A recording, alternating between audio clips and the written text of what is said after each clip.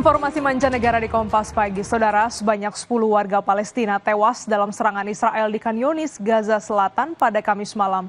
Tidak jelas apakah serangan ini terkait dengan upaya untuk menyelamatkan 2 jenazah sandera kemarin malam. Kementerian Kesehatan Gaza menyatakan bahwa dalam serangan yang terjadi di halaman rumah sakit Al-Ahli di kota Gaza, 3 wartawan lokal tewas dan 6 orang terluka. Namun tidak segera mengungkapkan nama jurnalis tersebut atau mengungkapkan media mana dari jurnalis bekerja. Militer Israel menyatakan bahwa mereka sedang memeriksa laporan serangan di Al-Ahli. Militer mengatakan mereka hanya menargetkan militan dan menuduh Hamas atas kematian warga sipil karena mereka tertanam di daerah yang padat penduduk.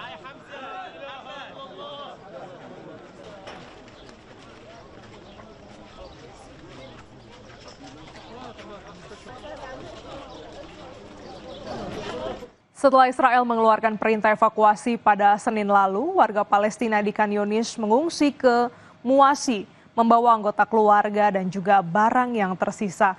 Namun sesampainya di Muasi, warga kesulitan mencari tempat untuk mendirikan tenda. Di bawah terik matahari dan ancaman serangan militer, ribuan warga Palestina di Khan Younis, wilayah timur dan tengah jalur Gaza, kembali dipaksa mengungsi. Jalanan yang berdebu di Muasi kini menjadi saksi perjuangan warga mencari tempat berlindung setelah Israel kembali mengeluarkan perintah evakuasi baru pada Senin lalu. Muasi, kawasan pesisir yang sebelumnya dianggap zona aman, berubah menjadi lautan tenda darurat dan hidup yang berkalang kecemasan. Eslam Al-Khatib yang berusia 43 tahun kini tinggal bersama 16 anggota keluarga, termasuk istri dan anak-anaknya, di dalam satu tenda sempit. Mereka kehilangan segalanya, rumah, harta benda, dan sisa-sisa kenyamanan yang pernah mereka rasakan selama masa gencatan senjata. Mereka terpaksa meninggalkan rumah karena roket mulai menghantam kawasan tempat tinggal mereka. احنا رجعنا اليوم للمربع الأول بل أسوأ من المربع الأول. أسوأ من النزوح الأولاني. النزوح الجديد هذا اليوم إحنا بنعاني من شح المياه، بنعاني من الجوع، بنعاني من نقص الغذاء، بنعاني من نقص الأماكن اللي إحنا نقعد فيها، بنعاني من كل حاجة، لأنه اليوم في النزوح الحالي كمان إحنا تركنا كل اللي إحنا بنيناه في الهدنة واشتريناه من أغراض تركناها ورانا وطلعنا بدون ولا حاجة. Kondisi kemanusiaan di Gaza telah mencapai titik krisis. Menurut PBB, lebih dari 1,7 juta dari sekitar 2,2 juta penduduk Gaza kini menjadi pengungsi internal. Banyak dari mereka mengungsi lebih dari sekali. Konflik di Gaza bermula dari serangan Hamas pada 7 Oktober 2023 yang menewaskan sekitar 1.200 orang di Israel Utara dan menyandera 251 orang.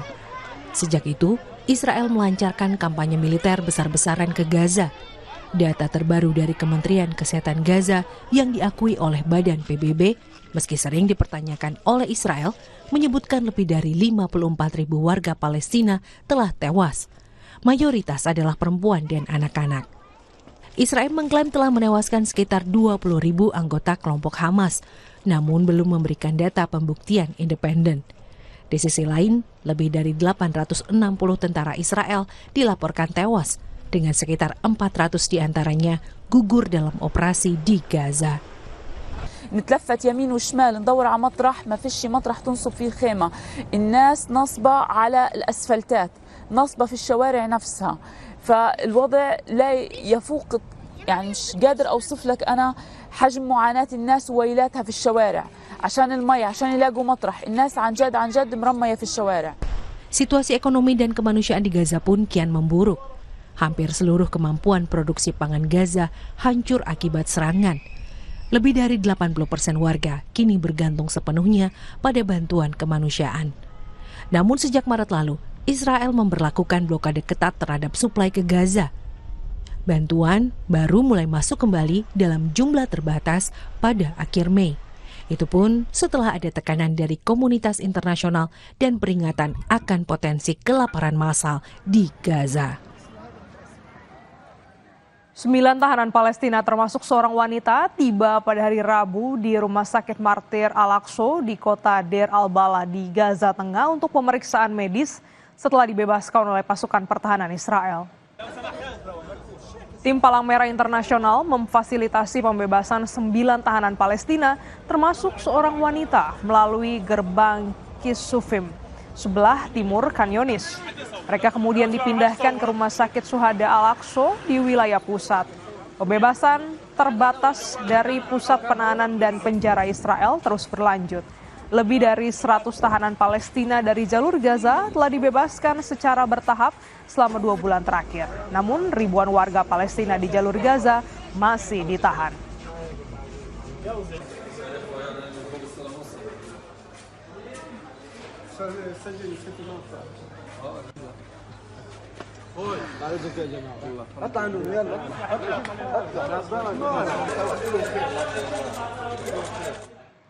Sejumlah aktivis pro-Palestina ditangkap polisi saat berunjuk rasa memprotes pengiriman sejumlah komponen pesawat tempur F-35 ke Israel yang melalui pelabuhan Rotterdam.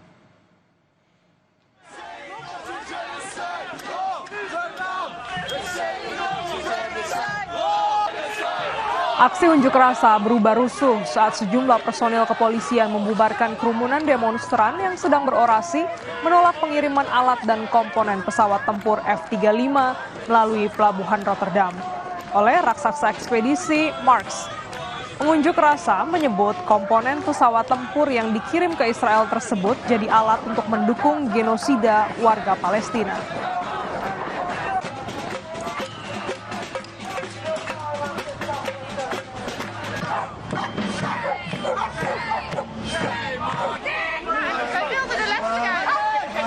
Serangan drone Rusia melukai 17 orang di kota Kharkiv, Ukraina Timur pada Kamis dini hari. Korban meliputi anak-anak, seorang wanita hamil, dan seorang wanita berusia 93 tahun. Serangan terjadi sekitar pukul 1 dini hari waktu setempat di distrik Slobisky. Drone menyasar 2 gedung apartemen dan akibatnya terjadi kebakaran dan beberapa kendaraan rusak. Gubernur Kharkiv mengecam serangan ini sebagai bentuk teror terencana yang menyasar warga saat tidur di rumah mereka.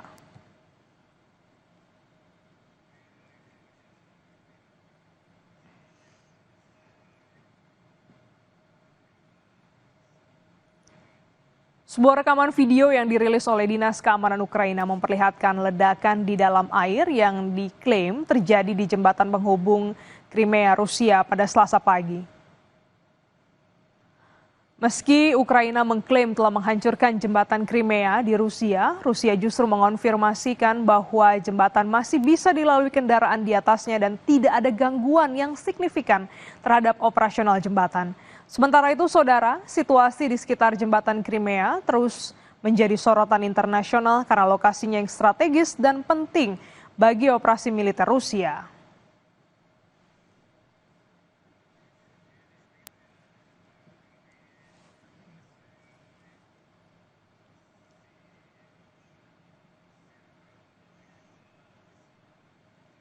Harga unta di pasar Birkas Giza, Mesir